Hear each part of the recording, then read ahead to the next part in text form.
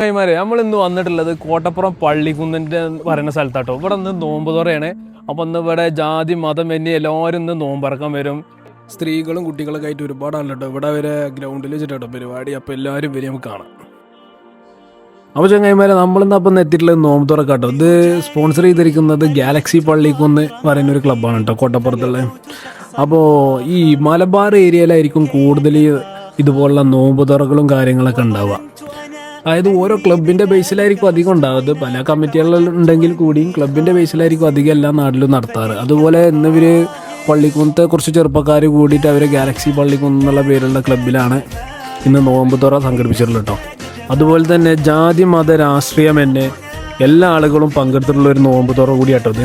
ഇവിടെ നല്ല ബീഫ് ബിരിയാണിയും അതുപോലെ തന്നെ 2-3 തരം കടികളും 2 തരം വള്ളങ്ങളൊക്കെ ആയിട്ട് നല്ല സൂപ്പർ പരിപാടിയാണ് കേട്ടോ.